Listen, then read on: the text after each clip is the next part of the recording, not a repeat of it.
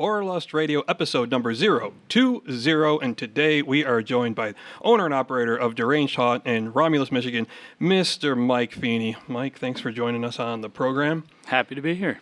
You know, I was looking at some notes from years ago. The last time we did one of these was almost a decade ago. That's crazy to think about. September of 2015. Wow. A long time ago. Yeah, very long. Well, we're here today, as a lot of haunters will know, and maybe we'll educate some of the members of the general public, to promote Halfway to Halloween. It's become a thing over the years here in Michigan, Midwest. How many years have you been running Halfway to Halloween at Deranged? We've done it 3 years before, so this upcoming year will be our 4th year doing the Halfway to Halloween event.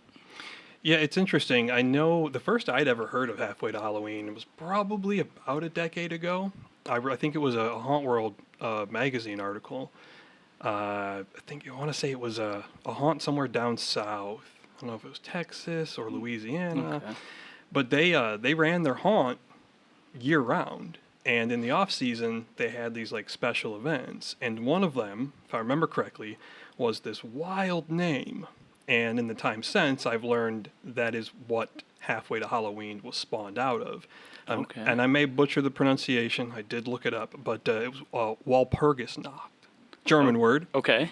And there was these festivals all throughout Europe. I believe it was to mark the halfway point, not just to Halloween, but the midpoint between the summer solstice and the spring equinox or something like that. Maybe I'm getting it backward. Okay, yeah. So interesting, just like Halloween, you know, we kind of grafted it onto our American culture, and we couldn't get enough, so now we have Halfway to Halloween. Yes, we do. So what, for people who've never been to Deranged, and maybe for people who have, how does Halfway Halloween differ from the haunt season show? A lot of it is relatively similar, where we're still a haunted walkthrough through the woods. Relatively the same length of time to walk through. It's not like you get half the time because it's Halfway to Halloween. Right. It's the same length attraction. But we make quite a few adjustments. And one thing that we've learned kind of as we've progressed, is this is going to be our 8th year in operation of Deranged, is that when building things, we find it easier, at least on us, to break things up kind of, where we have projects that we take care of in the spring, and then we have projects that we do in the summer, into the late summer, to take us into the regular season. So for Halfway to Halloween, we have a bunch of new set design and a bunch of things that have been restructured from the haunt from last fall that have never been seen before. All right. A lot of those things will be put into our regular show this fall. Some of them, if we decide they don't work out, they won't be. So it's kind of a great test for us to test out some new things and build some new projects and expand the attraction that we're always doing. So the weather here has mostly been garbage up until just recently. Yep. So being an outdoor attraction, the build has had to have gone slow and miserably. Yes and no. I prefer the build for Halfway than I do for the regular season. Because normally we're building pretty heavily in like July and August when it gets super hot. And being an outdoor haunt, there's a lot of mosquitoes, there's a lot of ticks, there's poison ivy. And when you start building for Halfway to Halloween in February and March, there's no ticks yet. There's no poison ivy yet. So we kind of get a little bit different lay of the land, and we can do some different things than we do for the main season just because of the elements. These are some selling points. Yes. Attraction. Live insects. Mosquitoes. Yeah, well, we spray for them, but most of the time the sprays and stuff don't kick in until, you know, the season begins. We're spraying for the customers. We're not spraying for ourselves out there. Yeah, it depends too on, you know, sometimes we get a bit of a warm fall and not all the insects die off like they should. Right, yeah. Most of the time by the fall they're pretty sparse, and normally by the time like we get to like May, it's not really nothing too crazy for like the spring build going into the regular season. It's normally like kind of after that, once it really starts heating up in like June, when the mosquitoes come out, like that June to August. It's not pleasant. So you try and keep kind of a running storyline at Deranged. Last year, there was an election for mayor of the city of Covensfield. Yes. Yep, that is correct. Yep. So it was the incumbent Mayor Conwell. Yep. And his opponent Victor Calloway. What was the result of that election? Okay, so Victor Calloway did win the result. He did win the election. It was pretty much a landslide victory. It was one of those things where we actually were keeping track of the counts as well. Oh, okay. On your ticket stub, the part that you ripped off, you could drop in a bin at the end. Yeah. You could either vote for Lumpy Conwell to remain mayor or vote for Victor Callaway. And Victor Callaway, his bin was more full. We were counting him out there on Halloween night and that first night in November when we were doing our blackout event. And Victor Callaway won, so he is now the new mayor of Covensfield. And now there was some allegations, though, that Victor is shady as Mayor Conwell seemed, and his Instagram post did not do him any favors. Not at all. Mr. Callaway had accusations thrown his way that he was maybe leading a cult. Yes, those are looking more and more to be true. There's been things going on in the woods out there. People were thinking that he was the one leading the cult out there.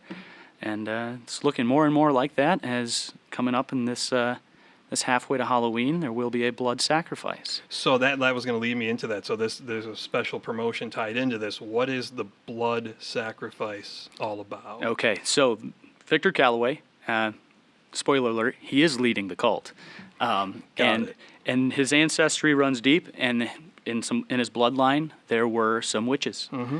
And there was a very powerful witch that he is trying to bring back to give him full power over the town. And he's won the election, and now nothing's really standing in his way. The last thing he has to do is conduct a blood sacrifice to bring her back. So throughout this halfway to Halloween event, that is the plan, and there will be blood spilled. And we have a little upgrade on one of our ticket packages where you can get one of our T-shirts. That is a white T-shirt that if you opt in for this, it's not required, but if you opt in for it, you'll be splattered with blood throughout the attraction. Nice. You're running this event for 2 nights, right? Yes, correct. May 9th and May 10th. And what are the hours? Our box office opens at 8:45 each night, and we're expecting to open around 9 p.m. just because we're an outdoor attraction, and as we start getting into those summer months, it takes a little longer for the sun to go down. Yeah, that, and for people who aren't familiar with the haunt industry, also just it's the haunt industry. It's a nighttime thing. All right? kinds of things go wrong at the beginning of a show. Very true. There was once an instance, this was in 2019, the year that the Why Not JCs ran Purgatory theme. I'm working the queue line. It was opening night. The first 45 minutes, about a quarter of the haunts weren't getting power. Oh, jeez. 45 minutes, I'm interacting with time. the same group, about 5 groups, and I'm just going and going and going, and I'm thinking, what in the hell are they doing back there? I was like, okay, well, forget it. Just send them through in the dark. It's a haunted house after all. Right. But about 45 minutes later, one of the guys in line even said, he was like, man, who is running this place? And I'm thinking, that's a good question. Yeah. So, the little things like that can go wrong any given time. That's part of the reason I've stepped out of acting for the most part, is because when those situations would occur, I'm out there going, why is this not fixed? And trying to entertain the people, and I'm like, I could probably fix this issue in, a quarter of the time that they're currently working on. I had once rigged up some security cameras so that we could get reactions, some video of reactions of the scares. And I've got my buddy who's monitoring the cameras in the back, and someone comes and tells me, like, hey, he wants you in the back.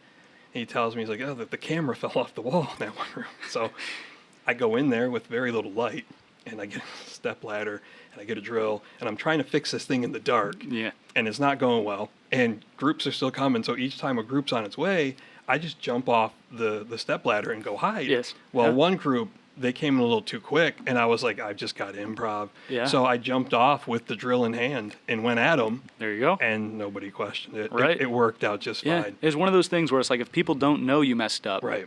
Yeah. They don't usually know in that environment. Unless you say you messed up, they don't know you messed up. And that's why it's always so key. I always, taught our actors, do not break character. Yeah.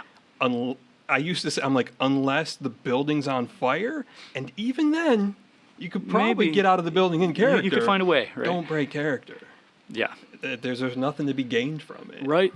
I agree completely. I've been on the other side of it as a customer and seen actors do that, and it's just, it shatters the illusion. 100%. I mean, I've been in some, too, where you kind of hear them whispering behind the walls. It's like, it's a slower night at that attraction. There's not many people there, and you can hear their conversations about what they're going to be doing after, even though you're in the attraction. And I'm like, well, this kind of kills the illusion here. Which is why, that's why, it's so important to have a soundscaping. And if you can't do it in every little room and area, just have a soundtrack playing over. Yeah. It helps. So it helps to set the atmosphere. It covers that idle chatter. Yep. And some of it can't be helped. It's not always people just screwing off at the job. Right. You know, they might be talking like, oh, what's my cue again, or Right. whatever. Like, you want to cover that stuff so the customer doesn't hear it. Yes, 100%. Or even just trying to separate groups when you're inside the attraction. You get two groups that, you know, one group that's walking at a slower pace or one that's kind of running scared behind them. And, you know, just having those kind of barriers, you could try and piece it together and separate them and keep them separated so they get their own personal experience. Yeah, and I found, like, whenever I've been at a haunt, I will, if we run into a group in front of us, I will purposely just plant my feet. Yeah. Because I'm thinking, well, if the person's show behind us gets ruined, I don't care. I'm worried about my show. Right. So we're going to stop right here. We're going to wait a few minutes. Yeah.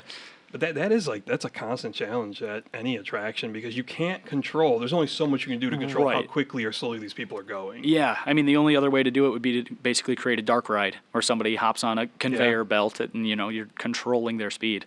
But yeah, I mean, that's just kind of the nature of the business, especially with like a forest haunt where you're going to be traveling a good length. It's really hard to keep people separated for a very long time. How do you adjust your entry times if it's slower, if it's more busy? We don't normally go off a certain number. It's normally just our front door guy who's been with us for several years, and he kind of gets a feel for it. Okay. And you know, talking to people beforehand too, it's one of those things where you can even kind of get an idea of like, oh, is this group going to really be taking their time because they appreciate haunted attractions? Right. We'll wait an extra minute or 45 seconds for the next group after them. Or if it's somebody that's, you know, scared in line with no actors even interacting with them, there's probably a good chance they're going to be flying through that thing. So you can kind of let the next group go, you know, a little bit quicker after them. Yeah, I think one of the years we used to have, whether it was poppers or a light, something that got triggered when they got to, let's say, the fourth or fifth room. So we would know regardless of how quick or slow they're going, they're at this point.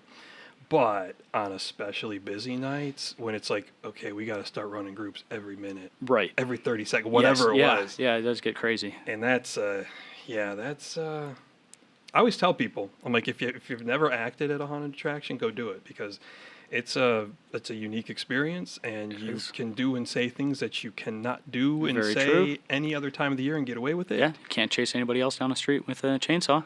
And that's a good rule for people. I always used to tell people in line. I'd tell them, I'm like, don't run. Runners get chased. Yeah, that's very true. You're not going to chase someone who's walking. Yeah. They're not selling for you. Right, So right. if you don't want to be pursued, don't run. Yep. It's real simple. Got to play it cool. So for the Halfway to Halloween event, just the 2 nights, so limited engagement, but the full trail, just like in the fall. Yes. And Yeah, we've made a few adjustments that, you know, things that we've added to the show. We've also taken a couple things out that are more of permanent changes. But yeah, those should all be set for this May. So if anyone interested in that event, they can go to, what's the website? Yeah, just derangedhaunt.com. That's where we have our tickets and all the information and everything you need to know. Check out all the details. You can learn the lore of Mayor Conwell and now the new mayor, Victor Callaway. Victor and Callaway. His cult. What for you is what's your favorite area of the attraction? Give the public a few teasers of what they might see. Yeah, it really changes. So we kind of have our attraction broken down into 6 different areas right now. And my favorite definitely changes as we make adjustments. Sure. You know, I kind of like the shiny new toy. Whatever we're working on is kind of what's catching my eye. And right now that's Camp Zika, which is kind of like our 1980s themed summer camp out there in the woods. You know, kind of themed to like a Friday the 13th, but it's our own twist on it. So we also have Starfall Mall, which is like a 1980s as well, like retro themed mall with the neon. Greeno Industries, which is our chemical industrial plant.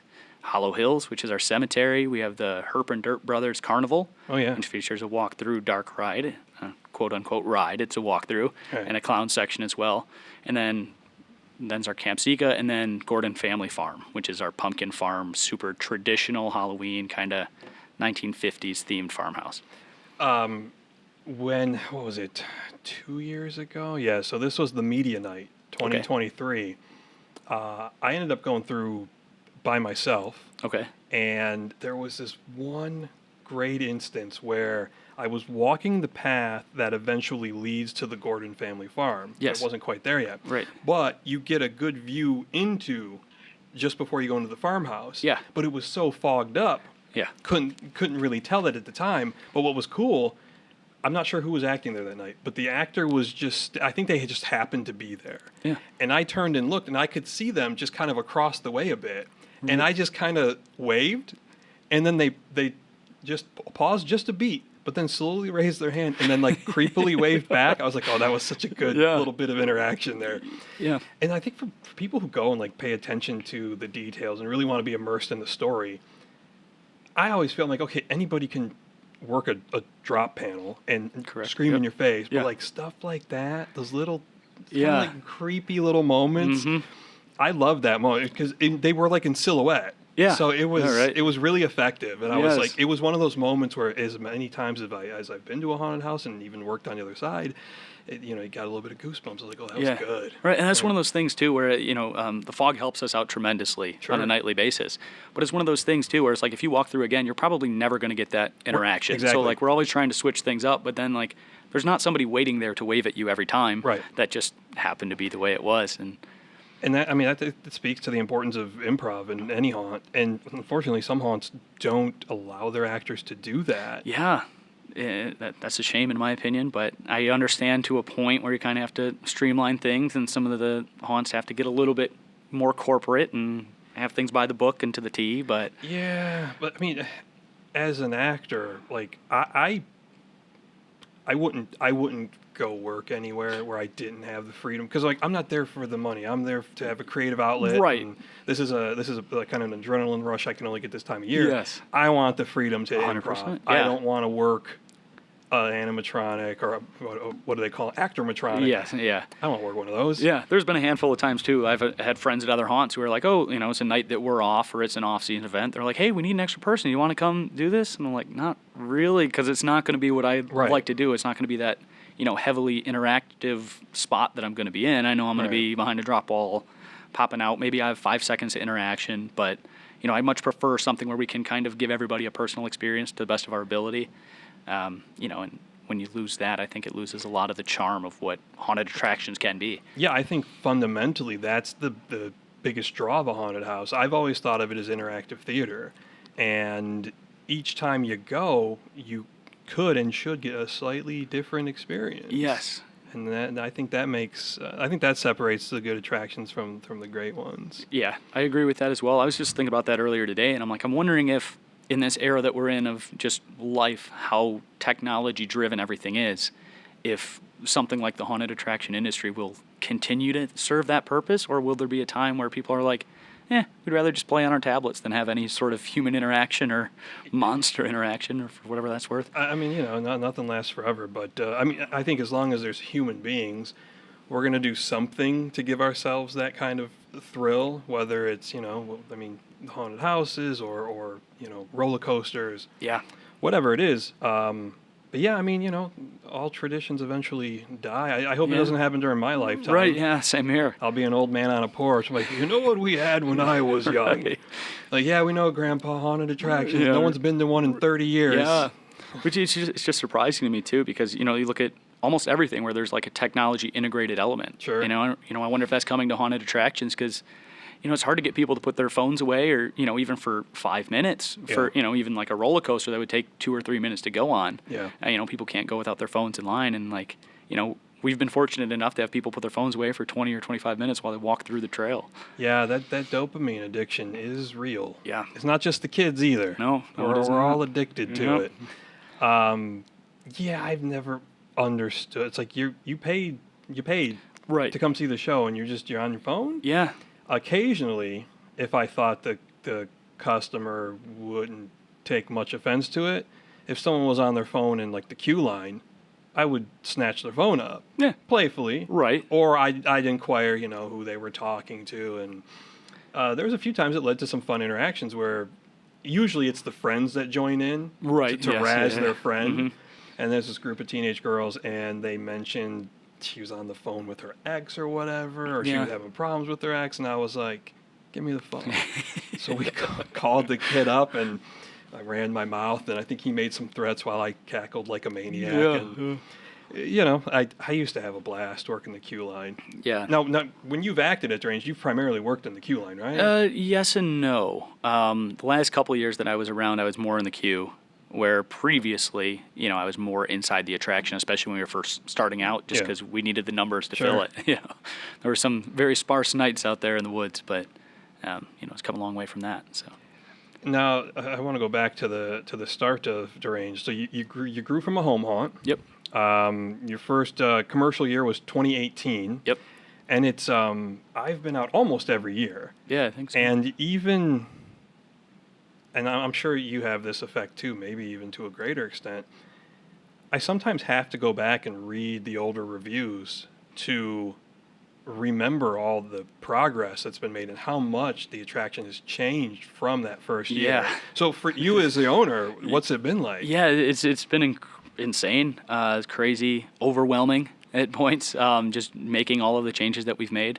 I was just thinking about that the other day. I was out in the woods, and I was like, oh, yeah, we used to have a movie theater out here and an arcade. And I'm like, where was that out here? I'm like, the path has changed so much over the years that some of the stuff I'm like, oh, yeah, that was out here, but I don't remember exactly how we had this situated. And, 7 years, I guess, isn't that long of a, point in time in just the grand scheme of things. But from a haunted attraction standpoint, that's, we take pride in changing our attraction every time we open. There's been a lot of changes with that. Yeah. When you're looking at, 7 full seasons, 4 halfway events, it's like, we've had over 10 times to change our attraction and do upgrades to it. So it's a very different show than it once was. The production value over the years is steadily risen. And if you thank you. If you were to compare 2018 to this past season, I mean, it's quite a striking difference. Yeah. That first year when we had the forest, the only thing in the forest I think was like an ice cream shop facade, and a school bus that just happened to be on our property that we had them walk by. And we didn't even have them walk by the front of the school bus yet, just because it was so overgrown. It took us the whole next summer trying to cut that out so we could direct the path around there. So starting from that with just one structure at the end to now being essentially an entire town in the forest has been quite an undertaking. Now, I know we've talked about this before. The first 2 seasons, you didn't have who became your primary builder, Mr. Adam Greeno. How did that change things when he came on? Oh, tremendously. He's so talented and so artistic. I can move some things, I can screw some things together, but that kind of like artistic touch to make, a facade out of plywood look as add that realism element to it. It has been a drastic change. Yeah. And he's been around, but he kind of, that third year, he really took a big step in contributing to the build as well. Because the first couple of years we had him around to act, but okay, so it was COVID 2020 when he kind of took the reins as the build lead? Yeah, I would say as the years have gone on, he's kind of picked up more and more and taken on more responsibility for whatever reason. I don't know, but I think around 2019 and then the second and third year, he kind of picked it up. And another friend of mine, Brad, he chipped in tremendously during 2020 as well. And, just kind of having a few more hands on deck from what we started out with, which is just basically me. Yeah, and to give, people who haven't been there a better picture of things. When we talk about an outdoor trail, yes, you're going on a trail through the woods, but the cool thing is you go through all these different sections, and most of them have some kind of a structure, some kind of a building that you go through. There is, of course, the mall at the beginning, which the mall was... That was, I remember heading out the first time this year. Yeah. That was impressive. Thanks. Yeah. It was, it's a big undertaking. That was something that Adam mainly worked on. And we had a few mixed reviews on that just because in that spot before was a movie theater that everybody loved. Yeah, the movie theater was cool, but... Yes. Yeah, it's one of those things where it's like, you can't keep everything forever. Right. And that's, especially just with the wear and tear of putting things up and taking things down, and that's why I kind of recommend people to come back. If you really like the show the way it is, come out for a halfway or our Christmas event, because next fall there's going to be changes. Right. It's we try and keep as much as we can, but we are working with limited space. Yeah. So when there's changes, sometimes some of the older things that everybody loved just happens to go just because we got something new in mind. And now the Starfall Mall, it survived the winter? Yes, we got the Starfall Mall. That'll be back up for our halfway show as well. So. Yeah, I was happy to see that when I came out on Sunday. Really nice addition, and what a great sandbox for an actor to play in. Yes, that's kind of the way I look at everything too. Is Adam's got a great eye for the artistic things, but I'm always bugging him. I'm like, all right, we need a different spot here. We need to add an additional spot here. The path needs to be this way. So I'm sure he's sick of it at this point, but there's so many things where I look at it more, I think, from an actor's perspective than a customer's perspective of how the layout looks. Yeah. Just kind of all right, well, if there's a spot here and a spot here, you could hit both of these, or you could skip this one and hit the next, and really just trying to build each set almost like a playground Yeah. for an individual actor where they can hit multiple scares. Now, I think that's an interesting take because a lot of larger haunts are not built like that. Yeah. It's hit your scare, get out, Yes. and move them along. Right. Which, when you're talking about larger haunts that are dealing with a huge volume of people, especially as you get to mid to late October, it's understandable. It's almost what you have to do. It's a different style of attraction, and as a customer, you have to just accept that going in. You're gonna Right. you're gonna get cattle herded through. Yes. And some places make it work. It's not so bad at Erebus. It's not so bad at Haunted Hoochie. Right. But if that's happening at a smaller scale haunt, and you're seeing the scare from 15 feet away, it's going to ruin it kind of the effect. ruins things. Yeah. And I think it can be done properly too. Like, just if you know that's the haunted attraction you have to put on, you can build for it. Yeah. But a lot of the smaller haunts, I think, aren't able to adapt to kind of that large increase in numbers. Because I think when you get to that point, you have to start adding in some more technology scares and some more scares, whether it's more actors, just more spots. Because our attraction works great most nights for the amount of actors that we have, but we know on our like 2 or 3 busiest nights we're gonna have to try and add some actors. But luckily, with those kind of playgrounds built in each area, it's like a playground can be one kid, but it could be 2 or 3 of them if we need it to be, just to make it more impactful, just depending on the night. Now, when we talked, we did a text interview, if you will. Yeah. Your first season. Yeah, I think it was 2018. Yeah. And you talked about a couple of inspirations for that style of haunting. You want to talk about those? Oh, geez, I don't even remember what they would have said back then. So you had talked about, well, I think I had asked probably something along the lines of, were there any attractions that you visited that informed how you wanted to construct your haunted house? Yeah. I think that changes year to year, too. Yeah. 'Cause I'm still frequent out there and seeing as many haunts as I can. Probably back then, I would have guessed it probably got to Haunted Hoochie around that time. There's a handful of local ones as well. But these days, the one that like kind of sticks out to me is like the Mecca haunt, and like all haunts should take notes, is Hell's Gate out in Chicago. That is an attraction that's kind of out of this world, and knowing a little bit about them and knowing that they started on their property with literally no infrastructure, which is the same way we've started here. It's been quite impressive to see. If you look at that place, you wouldn't go, oh yeah, this has just been a haunted house out of nowhere, but that's what it is. Is that an outdoor event? It's like an indoor-outdoor. Okay. So like there's an outdoor trail that leads you to the manor, and it's an incredible show. Now, when you go out there, are you taking the train? What are you doing? You driving? I'm driving. You driving? Yeah, I'm driving because I want to hit a couple haunts out in the area as well. So yeah, that's always kind of like the key stop, and I'm like, what else is open? What else is around here? And running a haunted attraction is great. But when it comes time to visiting others, it becomes a lot more difficult, and you're looking at who's open on Wednesday, who's open on Thursday. Yeah. Maybe there's an early Sunday night, in September that they're open, or maybe you'll get lucky with an off-season event. But it's a lot more difficult to visit when you're stuck working. So I want to bring us back to that 2018 interview then. So the 2 haunts you referenced then, and I'm bringing them up because it's very much informed. It's very heavily improv haunts. They gave their actors a lot of leeway. I'm sure one of them now. Yeah. Bloodview was one. The other was Sinister. Sinister, yeah. Which, if a lot of people probably didn't see Sinister because it was only around for 3 seasons. Yeah, I don't know if it was in the same location every year either. Not. I think it bounced. So in 2011, they were running alongside the Realm of Darkness when they were at their final location. Yes. They were in the parking lot. Yep. I think maybe in a tent or something. Yeah, I remember hearing about that, but was not there for that. I have a lot of sore spots over the haunt pantheon. Yeah. There's a number of nights over the years I've given my brother crap about, I'm like, you cost us that haunt, because my brother's notoriously slow and late to everything. Yeah. And we were driving back from the Flint area. Okay. And so we were going to pass pretty close to Pontiac. I'm like, hey, Realm of Darkness is still open, and there's the second haunt, Sinister. Yeah. And he's like, oh, it's already late. I'm like, it's the final night of the season. Let's go. And we didn't go. Oh. We didn't go. Yeah. So the next year, 2012, I had read about Sinister in Utica. And I probably put the pieces together that they had run alongside Realm of Darkness the prior year. Yeah. So they would end up running in that location in 2012 and 2013, and then they disappeared. Yeah. Sort of. The cool thing for me was, and 2009, we were up in Armada, and we visited Haunted Hollows. It was a barn haunt, and their theme was called Bobby's Nightmare. And it was a really well done barn haunt. Okay. And they had the actors all kind of spoke in these like guttural clicks. Yeah. Sounded like something they practiced. Right.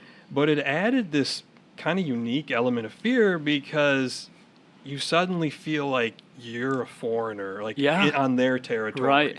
So a bit of like a Hills Have Eyes feel. Yeah. So in 2012, so I guess I should backtrack. Unfortunately, when I was planning the 2010 haunt season, doing my research, I found out that the prior December, so just 2 months after we were there, the barn burned to the ground. Oh, jeez. Haunt was gone. So, this night in 2012, me and my faithful sidekick head out to Utica for Sinister, having no idea that there was any connection to the barn in Armada. Oh, gosh, yeah. And as we walked up, I literally, this is how much of a haunt nerd I am. I stopped dead in my tracks and I point out a sign. I turn to my buddy John. I go, John, I'm like, look at that sign. And he kind of looks like, this is Bobby's Nightmare. I'm like, that was from that barn haunt we went to 3 years ago. Yeah. I'm like, do you think it's got to be the same people, There's a connection right? here, right? So then as we got in line and we were interacting with the Q-Line actor, he seemed vaguely familiar.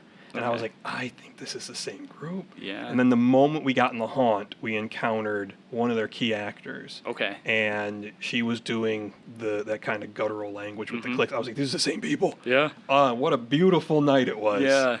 But Pleasant surprise, right? I've never seen that level of freedom for actors. They were roaming the entire haunted house, it seemed. Yeah. They made it work, you know?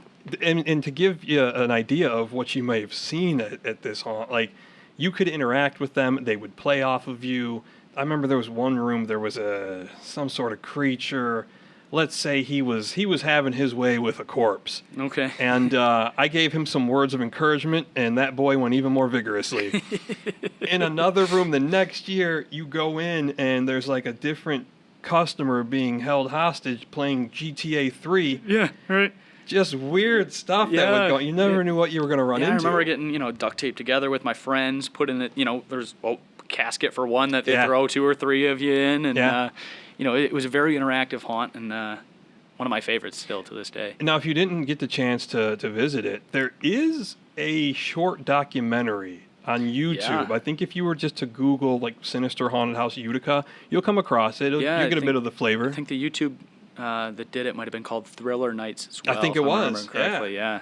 One of the interesting things that happened the night, this was 2013, I went out there, and you remember the finish at Bobby's Nightmare, so I'm not spoiling anything because you can't go now anyways. Right. A strobe light room, white room, strobe light, blood splattered all over the place, and they did this kind of like very physical, violent finale where Bobby, the clown character, is just assaulting this girl, and I mean the actor, he drags her across the floor. Yeah. Very physical, impressive scene. Well, we went through the haunt twice that night. And the second time I went through by myself because actually the owner, he recommended that. He's like, this one goes by himself. So I was like, all right, this will be fun. Yeah. When I get to the final room, victim's not in there. Yeah. Bobby's nowhere to be found. I'm like, what's going on here? Yeah. I walk out of the building, and in the back of a pickup truck, I see Bobby with his chainsaw, with his legs dangling over the side. I see my brother in the back pickup truck with him, attending to his foot. My brother's a nurse. Yeah. During the scene, they shattered glass on accident. Actor sliced his foot wide open, and my brother's like tending to. He's like, "You're gonna need stitches." Yeah. Oh my gosh. So you never know what's gonna happen at a haunted attraction. Right. You come away with some good stories. Right.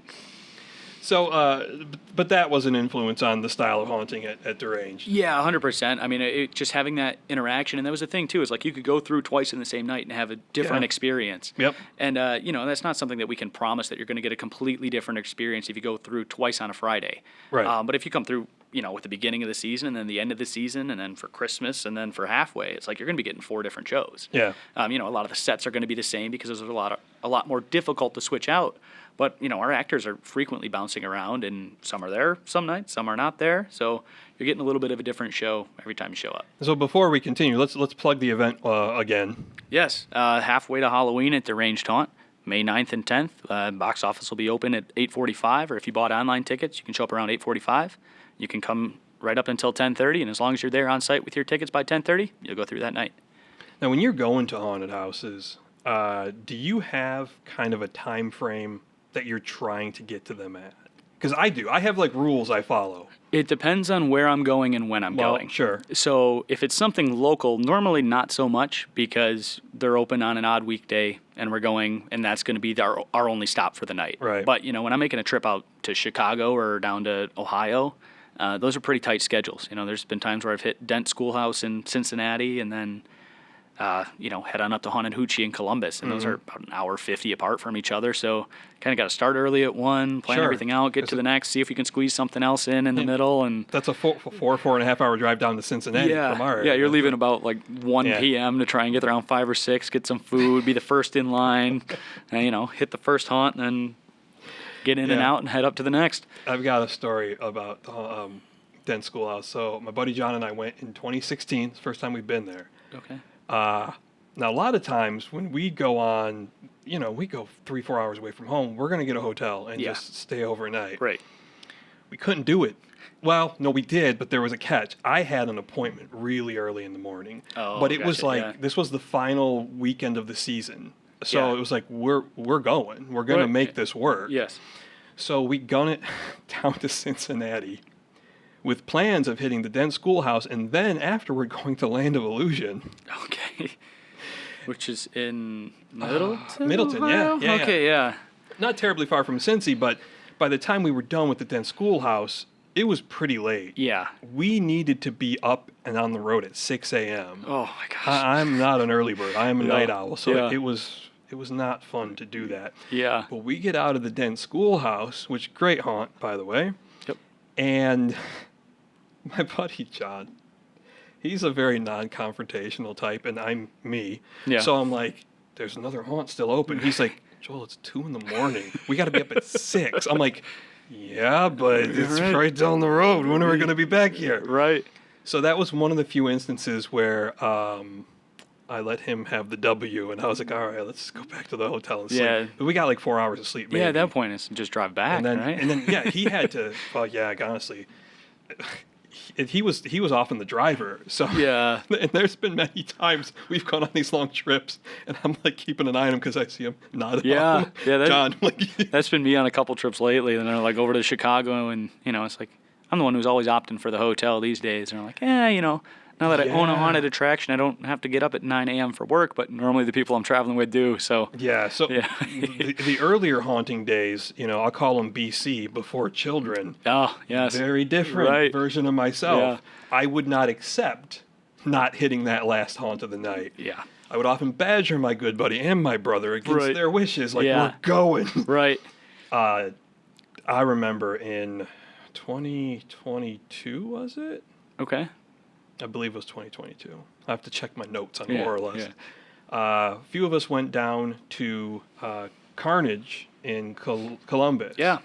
Cool haunt, a lot of fun. Yeah. But, a fairly long drive. Right, yeah. So I always look up several other places like you do. We were going to try and hit Distracted, but that's in the Bowling Green area. Yeah. We were in that area too early. And I'm like, Okay, well, we can't just sit around and wait. Yeah. We'll try and hit it on the way back. Mm-hmm. We weren't able to because it was too late. But when we were at Carnage, they had some flyers after the haunt was done. And so I'm like, okay, there's this place. So we're driving back. And, one of my companions is in the back seat sleeping. Yeah. And I'm driving. And I'm going over in my head. I'm like, I can't believe that I'm going to accept not going to a second place. I didn't even want to say it. Right. Because I'm like, this is such a letdown. Yeah. I was exhausted. And I said to the only person who was left awake, I'm like, you think maybe we just Just like drive straight through and go home. Because if we hit another haunt, it's going to be another hour and a half that I'm having to keep myself awake Yeah. to drive. And this past year was the first fall in a good long time that I was earnestly on the road again each weekend checking out new haunts. Because again, you got kids, forget about it. Right. Forget it. Until they're old enough to go, Right. it just ain't going to happen as much. And it's probably a similar thing with Deranged is my kid, so I'm kind of stuck as well. It's like try and get out when I can, but we haven't gotten to that point yet where I'm okay stepping away for a Saturday to go have some fun and visit other haunted attractions. Well, even when the years that I was acting at and then running the Why Not JC's haunted house, we would often it was a scramble to find childcare. If you're asking of your parents, your family, hey, can you watch my kid Friday and Saturday for 8 hours? Right. Maybe Sunday. You're going to work? Oh no. I'm gonna go and scare people for free because it's so much fun. Yeah, right. They'd be like, so you're not getting paid for this? No, it pays my soul though. Right. So I'm gonna go sometimes do it. Better, right? Can you watch the kid or not? I don't need all this slip. Just don't have to give them a reason. Just like, hey, you can just watch the kid. Why? Don't worry about it. And for the most part, we were always successful. But there was definitely a few nights where my then 4-year-old son, was he 4? Yeah, 4.5. Okay. Was put into face paint. Hey, you're gonna haunt right here, buddy. Yeah, gotta do something with them, right? People come through. I was like, they're not gonna expect someone your size. I'm like, it don't even matter what you say or do. Right. It's gonna shock them. Yeah, that's true. He was good for a couple scares, and then he had to be put in the booth, the ticket booth, and just stay here for the night. Just someone find somebody somewhat responsible and tether them to a pole. Dad has to go and be weird. Yeah. But this past season we got back on the road, and over the years, most of the haunts in Metro Detroit I've been to, most of them multiple times. Yes. So I got to the point where I was like, I'm not bothering going back to all the usual places. Right. I've seen some of them 7 and 8 times. Yeah, that's kind of the point I got to as well. And as you know, there's a lot of them that don't really change much. They'll make a couple changes here and there, but to the average customer, it's not something different. Right. And I was like, oh, they reoriented this room. It's like, oh, so I entered from the right instead of the left. Okay. You got to I feel like you got to take it 3-4 years off. Yeah, from a lot of attractions, I agree. Much to change. Right. And one thing that would be different as well is if you go with a different group of people. If you have a great group of people that you like to go to haunted attractions with, sometimes I feel even if the haunt is exactly the same, if I go with a different group of people, it's still a lot of fun because it's their first time experiencing it, or they haven't been there in several years. But, if you're just going to the same haunts with the same people in the same area, it does definitely get repetitive. Sure, because then if you go to enough, you had a pretty solid idea where the scares are coming from. Yeah. Years ago, I'll get back to my previous story in a minute. Years ago, this was with Lincoln's mom. Not a haunter. Okay. At all. Yeah. Didn't understand it. Didn't get it. Yep. But I took her out to the Woods of Darkness. Okay. And because I had done a video for them. So after the video, the owner at the time, Denise, she was just like, "Come out anytime you want." I'm like, "Will do." Yeah, I will hold you to that. So we went out and take her through, and she has this is a foreign world to her, which is what made it so fun for me. Yeah. And there was this clown in one room just sitting like a bale of hay or something, and I know it's a live actor, and it's just doing the statue routine. Yeah. But I start playing to it, and I'm drawing her near. I'm like, "Oh my God, it's working! It's working!" Yeah, right. And then the thing springs to life, and she took it hook, line, and sinker. Yeah. But then, say the funny part of the story. I don't know if it was so funny at the time. She started having a panic attack and anxiety. Oh, okay. We came to a point.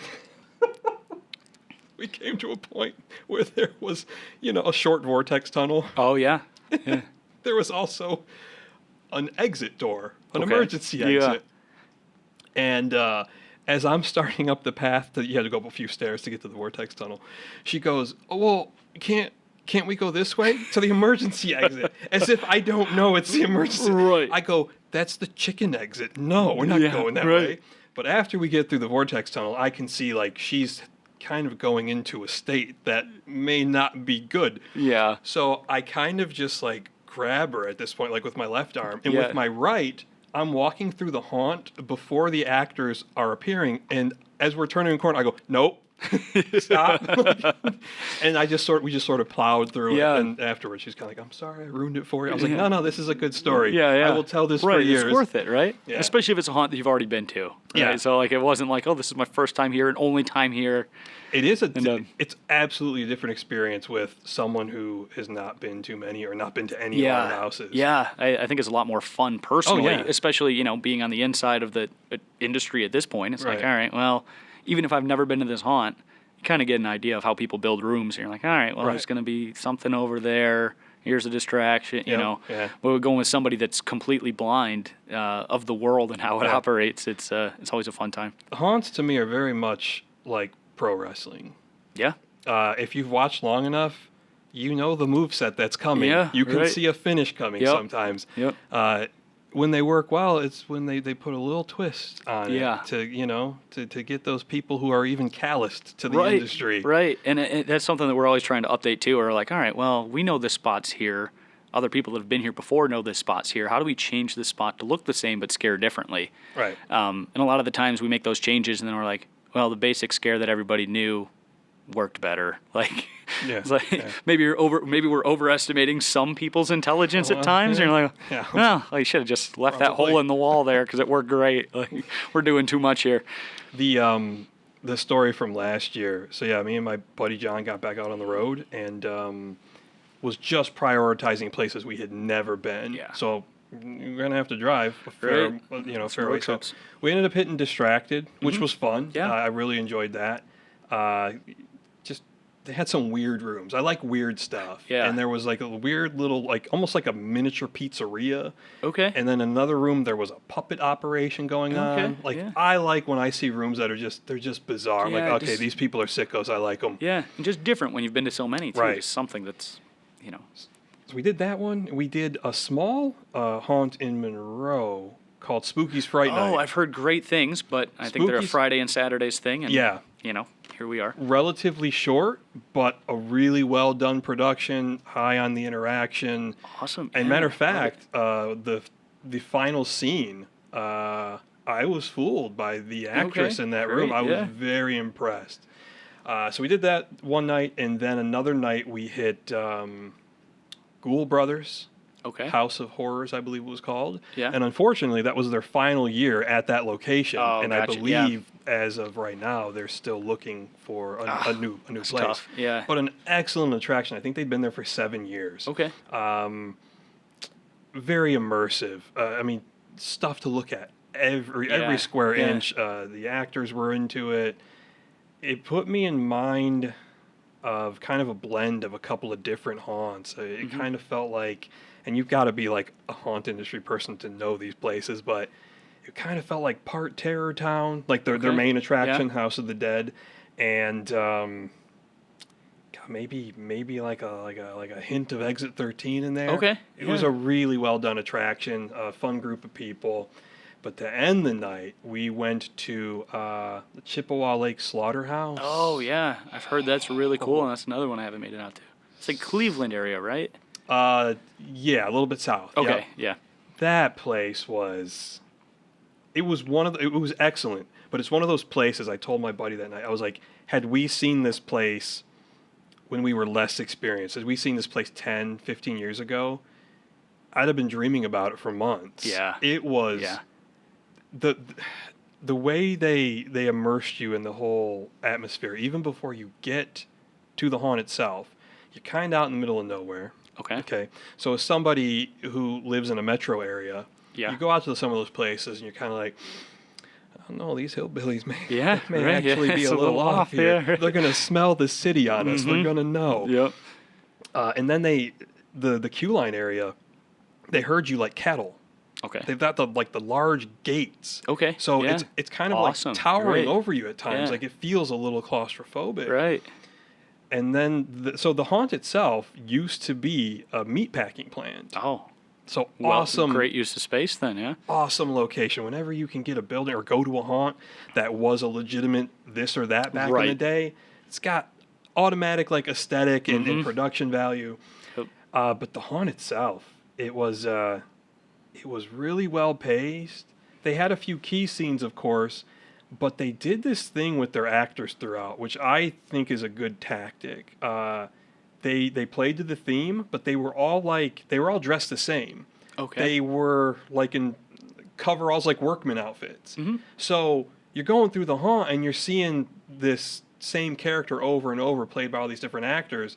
And I just thought, like, with the slaughterhouse theme, and like it's kind of a warehouse, it was really kind of creepy in a dehumanizing way. I mean, if you ever worked at a factory, if you've ever been a worker bee, it's unsettling. And like, so there's just person after person, character after character, and they're playing this same role. And it was like, this is making me upset as someone who has to go to work. Right.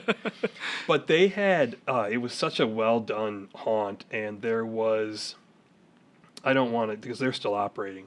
There was one scene that was one of the most theatrical scenes I've ever seen, and it was kind of shocking. Okay. And I think, you go to enough of these things, you're pretty desensitized. Yeah.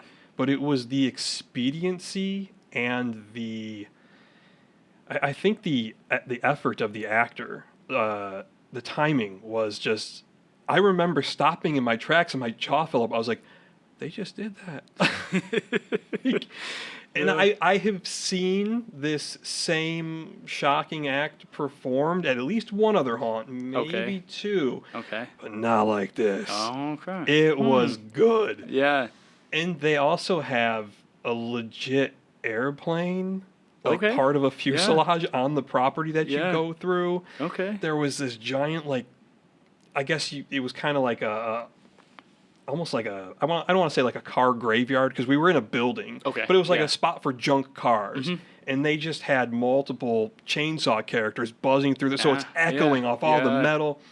Awesome cool. place. Yeah. Hadn't visited a place like that and hadn't come away from a haunt like with that feeling in a long time. Yeah. I was like, wow. Might have to give that a If you can ever find get there, a way to squeeze that into my schedule and hope they're open Wednesday or Thursday this October. Really cool place. Yeah. Awesome. All right, so let's get back to Deranged and Romulus, Michigan. We'll bring it back local here. So again, halfway to Halloween, May 9th and 10th. Yep. I wanted to ask you a few I guess maybe behind the scenes questions. Yeah, sure. Because I know there's some instances. You're working on a haunt, not sometimes by yourself. Yeah. So sometimes just not enough people around and things need to get done. All right. What's the worst injury you've sustained either working or building the haunt? I broke my elbow in December. Yeah, how did you do that? I fell off one of our storage platforms. It was like a 9-foot platform, and I was kind of pulling a thing out of storage and just kind of kept walking backwards. And so this was inside the building? It was inside the building, You fell on yes. the cement? Yes, fell on the cement, yeah. Broke my elbow, still can't really straighten my arm completely, so... hopefully it'll be back soon. And you knew instantly you had to go to the hospital? Oh, yeah, for sure. Yeah, like something's wrong here. Like, I was afraid that I had torn something because it just felt like my forearm was mush kind of thing. Like, and I didn't really think elbow. Yeah. Then as it 15, 20 minutes go by, I start swelling up. I'm like, that might be it. So I think I've been pretty lucky over the years not to sustain any. I never had to go to the hospital. Yeah. Anyways, the two that stand out, one was self-inflicted. I was wearing this ornate ring on my pinky, and just to give a little startle, I took my fist, pounded it against a wall. Ah, yes. I didn't realize at the time the ring had sliced my finger open. End of the night comes, lights go up. I'm like, who the hell's blood is this? Yeah, right. Whose blood? Who has blood on me? Yeah. And And I'm it was yours. I was like, oh my God, it's my blood. Yeah. But it's like your adrenaline's pumping. You don't always recognize Right. stuff like that. Yeah, I mean, there's been a handful of other instances where you get hurt, but it's nothing too crazy. Lots of splinters and slices. Yeah, sure. One of the ones that I got, I had somebody else put up a sign. This was probably first or second year at Deranged, where we had a crawl spot, and they decided to put the sign inside the crawl spot. And I'm like, okay, that's fine, whatever. Until I was the actor that went to bang on the outside of it and realized the screws, they just put them through plywood. They didn't put them in any studs. So, the people are crawling. I'm like, oh, I'll make a loud noise and smack this as hard as I can. Bam. And, right into a screw. So, that one wasn't pleasant. But, aside from that, there's been a handful of things here and there. I did a little bit of sliding for a while. Yeah. So I was like, the bumps and bruises that come along with that. Sure. And tucking your feet a little bit too much and finding the concrete with your ankle isn't always the best time. But, I think the worst thing in a lot of senses that I experienced was I had to remove a guy from line just one Okay. time. Yeah. One time. Yeah. And he was just a drunk Yeah. jackass. He had to be removed. Like, we were not going to let him get entry to the actual maze Right. and harass our most of like middle school and high school Yeah. actors. Like, this guy's got to go. And it was not a fun experience because I was actually working the first haunt. Okay. I wasn't working the queue line that night. I was working the first haunt, and it was like this was Circus Sinister, so Okay, the first yeah. room was like kind of like the big top. We had like this audience of mannequins. It was a fun room to work. You could attack from different points, and the girl working the door, and our chairperson kept coming in like, there's this guy in line. He's being a problem. Yeah. And I'm like, of course I got to deal with it. Yeah. So, again, probably 3 different times they come in. So one time I kind of stood out there and just stared at him like, come on, buddy, get the point. Right. Just wasn't getting it. Yeah. So eventually I tell the girl at the door, who was probably like, I don't know, maybe 17. And I was like, all right, go work the first room. I'm going to work the door. So I'm watching this guy. And at this point, like, he is angering everyone else in line. And I'm like, man, it ain't the people around him in danger. He's in danger. Right. Which the fool didn't realize. Like, that's the thing. Like, man, like, you were lucky you walked out of there. Yeah. That night. You're lucky myself and a few of the other employees did what we did. Right. Because you were about to be been worse. stomped. Yeah. So I go over there. This was the one and only time I ever broke character, and to this day I'm still angry about it. I was like, why? Why did I could have stayed in character and fought there's him. always a way, right? So I go over there, and at first I was in character. I was playing my Gherkin's character, and if you've never seen that character, his this high voice. Talks a little like, let's all calm down, folks. I went over there. I was like, now let's play nice. Yeah. I was trying. Guy shoves me. I let him have one shove. Yeah. I step back in. I again try and quell the situation. Right. He shoves me again. And at that point, I was like, we're done. Yeah. And I still, I'm not proud of it. I totally dropped the act. I Yeah. looked right at him, gave him some few choice expletives, and told him Yeah. to get out of the building. Yeah. And he wanted to fight. There is footage of this. It had to be submitted to the police. Yeah. He took a number of swings, and then as we worked him out of what we called Haunt Zero, which is where our queue line was.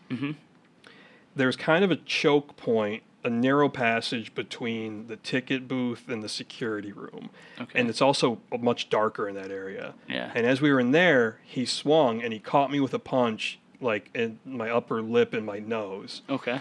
And so as we worked him out to the lobby, it was one of those situations where I had to remind myself that I had children and I was not going to jail for this idiot. Yeah. He was so drunk. My mind went back to my fandom of professional wrestling. And I remember actually having the thought, like, I could hit him with Sweet Chin Music square in the face and put him out. That's how drunk he was. That was pretty bad. But eventually we got him outside and he was put in a front face lock. There's video of this too. The cops came and arrested him. Yeah. The thing that always stood out to me, I was wearing a rainbow top hat. It stayed on through this The whole entire time. altercation. I remember thinking afterwards, how did that stay on? Yeah. That was the worst thing I had to deal with. Yeah. Yeah, we luckily haven't had to deal with too much. I'll knock on wood here, and most of the time, if there's people in line, and it's like they're already a problem, you know that once their group is secluded and they think that they're not being watched, Right. the problems escalate even further. So Yeah. most of the time, you can kind of catch those at the door, and for second room, you can boot them if you need to. Yeah, we did a lot of follow-throughs on those groups. And if they were Yeah. particularly obnoxious, we just let them know. Right. I mean, I remember a few times going through and literally, that was in character, but I'd be like, keep it moving, like, Yeah. they were just, there was nights of like a zombie pub crawl. We get a lot of drunk people. Right. And most of them were harmless. They were just out for a good time. But it's Yeah. like when you're stopping and you're, maybe ogling the actresses a little too long. Yeah. You got to be You're right. move it along. Yep. Yeah, that was there was a number of times in the queue line where it was evident to me that there was at least one person in the group who wasn't enjoying it like everyone else in the group was and was going to be a problem. Yeah. And you could read the body language, and I could never just like drop it with them. I'd be like, no, I'm gonna still include you. I'm gonna try and make you understand that it's a show. Right. And sometimes people, the group would turn on their own friend and be like, that's what they're supposed to do. Yeah.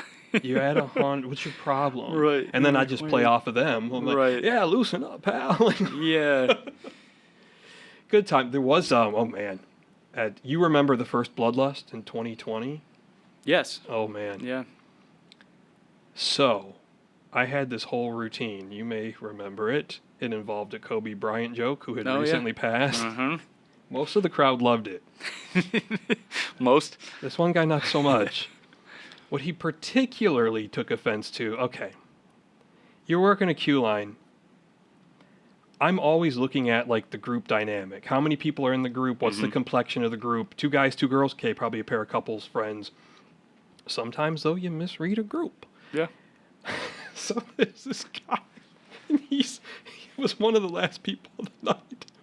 Big guy, too. Yeah. Not a guy I wanted to have to fight, but I was like, well, yeah. if I got to, I got to. I was playing a new character that night. Okay. Highly obnoxious, I was told by others. Yeah, all right. Yeah. And when I told the Kobe joke, he was taller than everyone in the room. So I remember seeing him from the platform I was on. Yeah. His jaw dropped, not in amusement. It was shock and revulsion. I remember I was like, I'm going to toy with him later. Yeah. Well, I had this pink fanny pack on. Okay. And I was pulling, it was Valentine's Day. It was a Valentine's Day yeah. month. So I'm pulling out these little tubes I have. And I'm saying they're my love potions. They do different things. Yeah. So this gent, he's got 2 ladies with him. Yeah. And I'm up on my platform kind of leaning over to him, which put us at like eye level with each other. Yeah. So that was helpful. Yeah. And I was like, oh, 2 ladies tonight, huh? And he's just like, Like he wasn't terribly amused, but he was going along for a bit. So I open the fanny pack. I pull out one of my tubes of, it was like red, blue, green liquid. Okay, yeah. It was food coloring and water. Yeah. And I was like, oh, you're going to need a special potion for stamina. Well, turned out it was his daughter and her friend. Oh, gosh. Which he informed me of, and instantly my brain was like, "Oh God!" But I had to save it. What could I do? Right. Like, I'm not going to break character, Yeah. so I just kept going. And he turns to me and he goes, "You know what your problem is?" At this point, he's angry. Yeah. He's like, "You don't know when to, shut the F up." And I was just like, "Oh, he's pissed now." Yeah. But even still, I couldn't stop. And I just looked at him. And I go, oh, that's what my mother and principal used to tell me. And I was waiting. I was like, he's going to swing at me. Yeah. Then the rest of the time he was in line, running his mouth. Like, he really wanted to fight. He kept saying, he's like, you're lucky your people are here. You're lucky. I was like, dude, you know how quick the cops will be here? I was like, you're lucky. You don't know it, but you're the lucky one right now. Yeah. So, yeah, he and his daughter and her friend, not his dates, as it turned out. In my defense... He should have said that from the get-go. Yeah, you should have told me, buddy. It was low lighting. He looked younger than what he was. Okay. They were plausibly 20. I'm just trying to read the group to have some banter with them, and I guessed wrong. Yeah. That happens. Have you had any interactions where you thought, "Oh, this might turn into a fight"? Nothing where it's escalated that far. I've been hit several times acting in the attraction. There's been a couple times too, or one time specifically where there was a younger girl who was, obviously scared, but it wasn't the reaction punch. It was, she's scared, I'm going to wind up and hit you. And she did, and it was one of the get the heck out of here.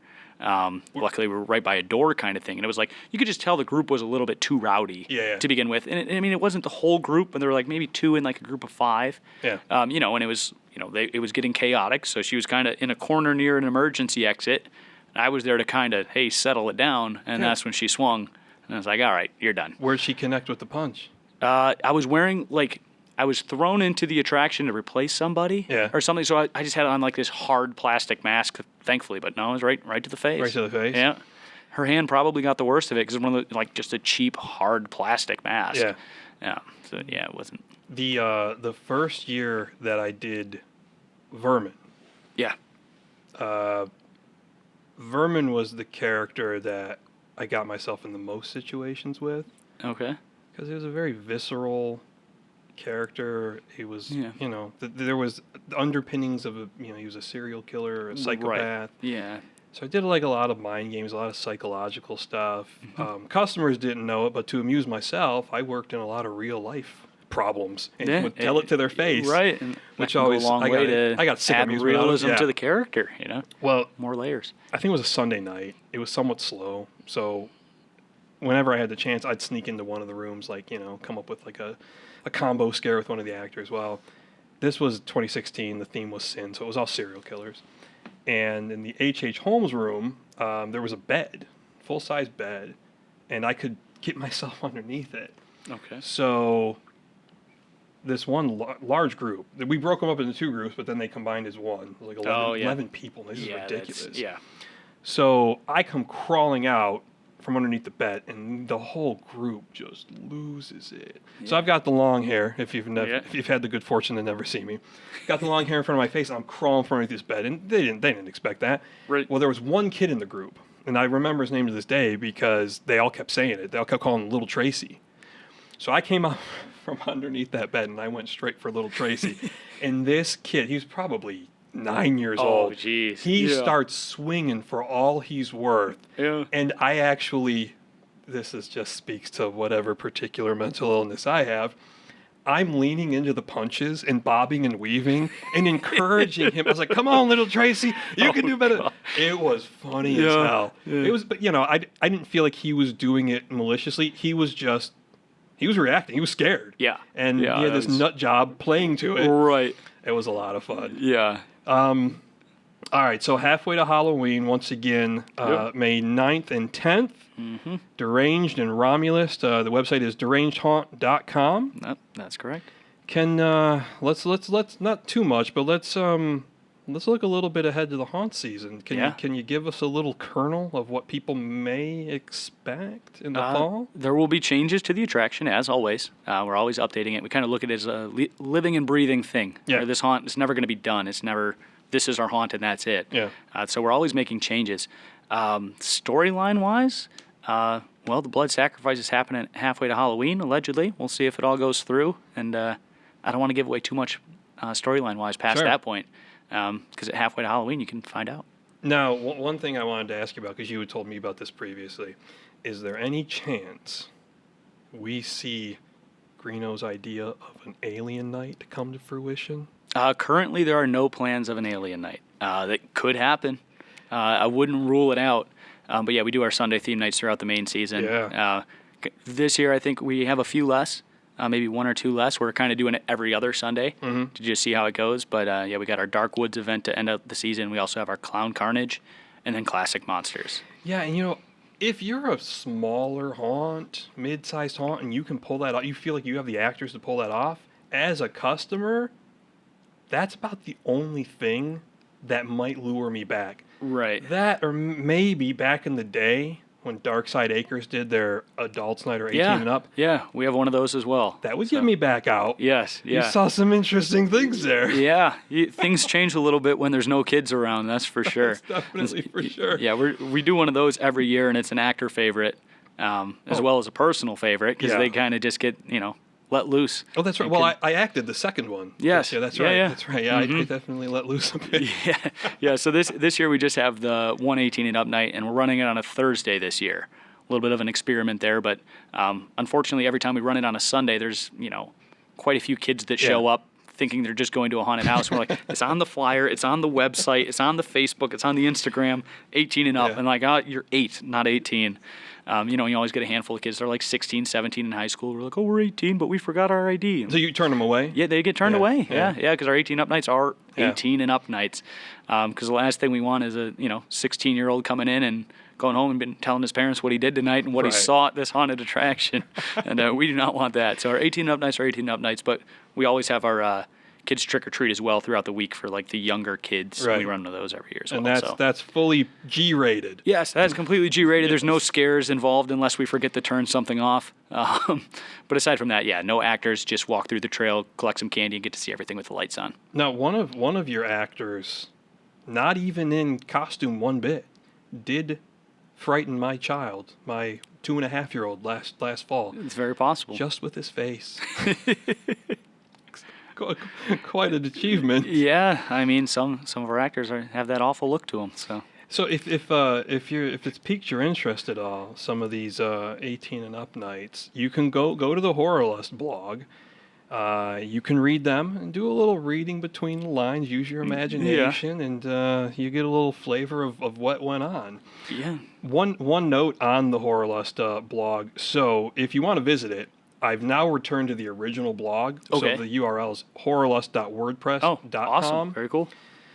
I still have the domain. Yeah. And I had, about 5 years ago, I had updated it and built a new website. I never really cared for some of the functionality of the new website. And then I lost the website Okay. and had not just a minor freak out. I was pretty distressed. Yeah. And I remember I was like, wait, the old site's still there. So everything December 2020 was still there. Okay. And then I went through and I was like cataloging everything that I possibly lost. Right. I was able to get back everything of importance. There were a few like out of season posts that I could not recover. Used the Wayback Machine to get most of it back. Yeah. And the first one I recovered, one of the things that was most important to me, a lot of times on Halloween, I will make a post, not even about where I might be going. It's just just a nostalgic Halloween Very post. cool. Yeah. It's one of my favorite ones to write. And on Halloween 2021, that was the last night of not only Circus Sinister, but that was the last night the Wine JC's ran a haunted house. Yeah. And this was an organization that ran a haunted house for 45 years. Wow. So there was a lot of emotion wrapped Yeah. up in it.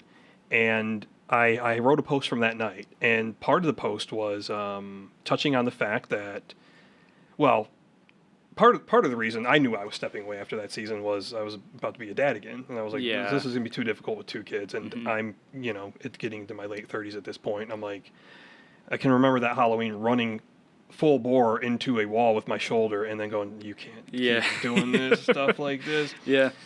So yeah, it was a very emotional post, kind of about like, like having to hang it up at least for a time, and then with the chapter not running the project anymore, I lost that post. Oh, jeez. And the very sort of poetic way that I got it back was that Tom, who ran Zyoptist for years, who was doing this stuff before I was even born. Yeah.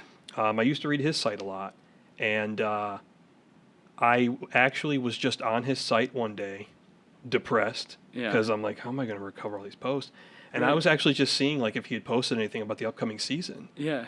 And so I'm digging through stuff, and then boom, there's that post that I'd written. Yeah. He had taken it. He would sometimes comment on some of my posts. He's like, "Oh, Joel over at Horrorlust." Yeah. And it stopped. There was another moment. It stopped me in my tracks. I was like, "Oh my god." Yeah. Then I found out not long after that he'd actually passed away that previous spring. Mm-hmm. So I was like, dude literally sent me a message from beyond the grave and saved that post for me. Right. I was so appreciative, and I met him on a few occasions. Yeah. That was, I mean, like, we all die. Yeah. I think we all probably know an actor or somebody in the industry that passed away, but I remember last fall, I thought it was real odd he wasn't posting in September. Yeah. Because he even like followed some off-season events that weren't haunt related. Yeah. Like light shows, concerts. Yep. Then as it got to this October, I was like, no, something's wrong. Yeah. And I remember thinking, I was off, like, he's either sick, or he's passed away. Right. So then I started doing some internet digging, and I found his obituary. And I was like, oh, this is such a it was. Yeah. Fun guy. I mean, he was doing this stuff like back in like the 70s. Oh yeah. Yeah. So that was one of the first haunted house blogs I knew of and like would read religiously. Right. So yeah, I mean, I wrote a post about that. Is that site still up? Is this Ioptis site So still in up? some of the digging myself and John did, Yeah. no, I believe it was set to expire in December. Yeah. I saved all the pages. Yeah. I I have was them, going to say, I so was hoping that it's documented somewhere, because, I mean, the amount of, I did save them. basically his life's work with the amount of Yeah. haunted attractions he reviewed over the years, And you know? there was a few times through email I approached him and I was like, it's you got to approach these things, like with some sort of tact. Yeah. Because we're like, hey, I noticed you're old. Yeah, right. But I was just like, hey, Tom, if I was like, I'm interested. Like he used to do a voice recording. Yes. Every haunt he went Yeah. to, he had decades of these things. Yeah. And I was like, I don't know. I'm sure they're on all sorts of different formats. I'm Yeah, like, probably. we should like collaborate to preserve these. I'm like, and I'm like, once you're not here anymore, I'm like, I'll keep them alive at Horrorlust. Yeah. And at some point I will pass that on Yeah. to some other kid Right. 30 years from now, hopefully. Yeah. And I never got a response from him, and that was the first thing I thought about. Yeah. When I learned he passed. I was like, all his recordings. Right. Yeah, because I remember he came through our very first year too. Like Yeah. one of the few. He got you know? everywhere. Yeah. He was cool impressive. to talk to. He loved haunted attractions. Yeah. I don't think I ever really got to like sit down and have a conversation with him, or even like talk to him at the attraction, because the few times he was out, I was stuck in the show for one reason or another, so I never really got to get the full experience. I talked entirely in character with him. Yeah. After he went through the haunt. Yeah. Because I'm like, well, he's seen my act in the queue line. I'm not. Right. I'll just keep it up. Yeah, and then especially somebody that's reviewing haunts, Yeah. you don't be like, oh, well. Right. Yeah, and then he hopped out of character right afterwards to talk with me. But at that point, I was just like, I'm using the vermin voice, but I'm like, Yeah. oh, you got a card on you. Yeah. He probably like, man, this guy's he's not going to stop. Yeah. But no, always tough to lose people like that. Yeah. But all right, so no aliens on. No, on tap not on the so docket far. for this year, but I'm trying for you, Adam. Yeah. I'm pushing. we're always doing different stuff, and I feel like that would be something that we would take like a whole weekend for. So maybe that's like future halfway kind of idea. or Okay. something where we could really dive into it, because I feel like just one night for an alien show, there's a lot of changes that have to happen for those nights, where it's like if you're doing a clown night, it's a little easier to Sure. integrate clowns everywhere or Yeah. classic monsters everywhere. It's like, we don't have Camp Crystal Lake, but we have Camp Zika and Lake Zika, where it's like, oh, well, a Jason character can kind of work out here. And we have several clown characters that are classic monsters we can work in. And, I mean, we're heavily inspired by, horrors of the past and Sure. movies of the past. So there's little elements here and there that you might not walk through and go, oh, that's from that movie. Yeah. But if it's a classic monsters night, Ghostface works here. No problem. When I came through on Classic Monsters Night last year, I don't know who the actor was playing Freddy Krueger, but they surprised me with an unexpected snarky and profanity laced line. I was like, nice. Right, yeah. See, I think the alien, I get what you're saying from a practical standpoint, but if Yeah. I saw it as a theme night, I'd be like, Yeah. oh, I'm going. Right. Because there's going to be a probing, there's going to be some simulated abduction. Right. I got to see this. Yeah, no, it would be a lot of fun to do, and it's definitely something that's like on the back burner, because Yeah. it's just like it would require a lot of work to change everything over, because if we do it, we want to do it to the best of our ability. Right. And it would take more than, hey, we're open regular Saturday night, and then Sunday night we're doing a completely different show with aliens, where it's Right. like we're doing something maybe based around a future halfway to Halloween event, where we have the whole spring to kind of alter the attraction to it. That might be a perfect fit. I'm going to team up with Greeno now. Yeah. We'll just be in your ear over the year. Over the aliens, right? yeah. We're going to do this. All right, so before we wrap up here, now there is there's several haunts running, not just that weekend, but various weekends. Yeah, there's been a handful. Yeah. And there's also, but that weekend on May 10th, there's the Halfway to Halloween Expo out Yes. in Ann Arbor. Yep. That runs, if you're interested, that runs from, I believe, 11 a.m. to 6 p.m. Yes. So you don't even have to forfeit going to any haunts. Correct. You can hit that during the day. There's all sorts of vendors, food trucks, spooky merchandise. There's even going to be like a miniature haunted house there. Yeah. A lot of cool stuff. I'm hoping to get out there myself, trying to once again call in some people for childcare so that I can have a day to myself. Yep.